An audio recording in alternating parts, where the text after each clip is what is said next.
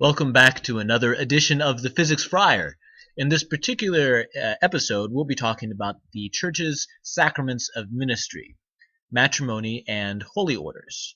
First, matrimony. Key question for us is, what is the purpose of marriage? One of my students asked me once, when you're no longer good companions, why not just break up? It's a great question. The Church teaches in response to that question that marriage isn't just for you. It's not just for the person getting married or the person that they're getting married to. Marriage is a sacrament at the service of communion. Like all sacraments, marriage is a sign, a very powerful sign. And ideally, marriage is a sign of God's unitive and creative love, which is outward oriented. It's for others. So marriage then has a twofold purpose: to unify the spouses and to be creative as well. Marriage in its own way is a powerful image of God. The matrimony of two people images God. It says in the book of Genesis, "Then God said, let us make man in our image after our likeness. Let them have dominion over the fish of the sea, the birds of the air, and the cattle, and over all the wild animals and all the creatures that crawl on the ground." God created man in his image. In the divine image God created him. Male and female he created them. God blessed them, saying to them, "Be fertile and multiply, fill the earth and subdue it." God looked at everything he had made, and he found it very good. It says in Genesis that we are created male and female in God's image. And when two people marry, they in turn image God. They are a sacrament of the love of God. And there's sacrament within sacrament. When they have children, those children are a sacramental sign of the unitive and creative love of God, of God's powerful ability to unify people through love and to create through love.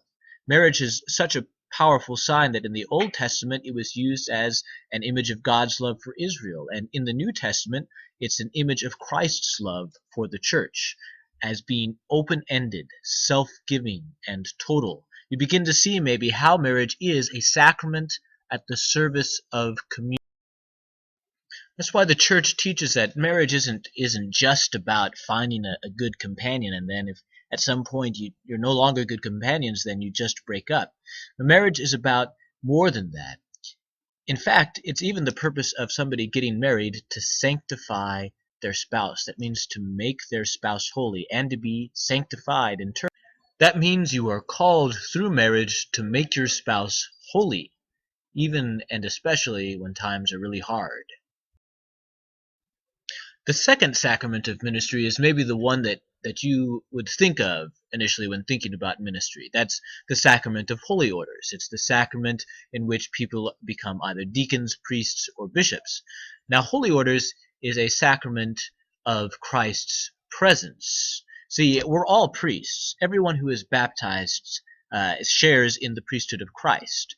Holy orders then creates priests for the priests, ministers to the ministers. There are three orders to holy orders. There's the diaconate, to which deacons belong. They're called particularly to serve the church. The word originally comes from the Greek for service, diakonia. And deacons can perform weddings, funerals, they can do baptisms, and they can preach at Mass. But they don't share in the ministerial priesthood like priests and bishops do, who belong to the other two orders of the priesthood, the presbyterate and the episcopacy. Those are two money words right there.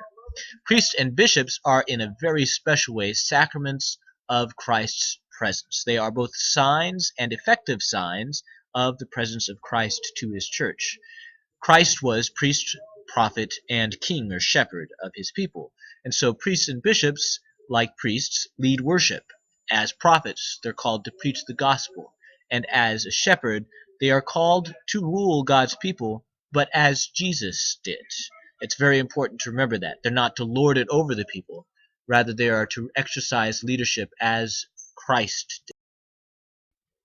Bishops share in the fullness of holy orders. There's Bishop Perry right there, who is the leader of this particular portion of Chicago.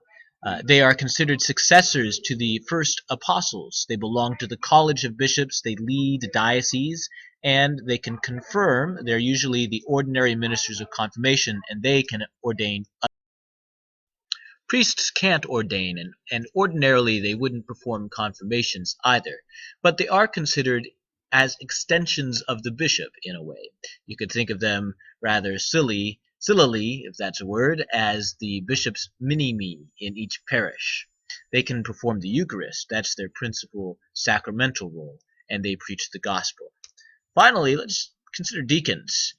Deacons may very well be the future of the church, as fewer people seem to be joining the ministerial priesthood. Many deacons may be called perhaps to lead parishes in the future, if not at the altar, then at least in terms of running the church financially and being the regular ministers in parishes. It'll be interesting to see as the rest of this century unfolds whether or not God is calling more people to the diaconate. You might be called to the diaconate yourself. That's all for this episode. Thanks for watching the Physics Fry.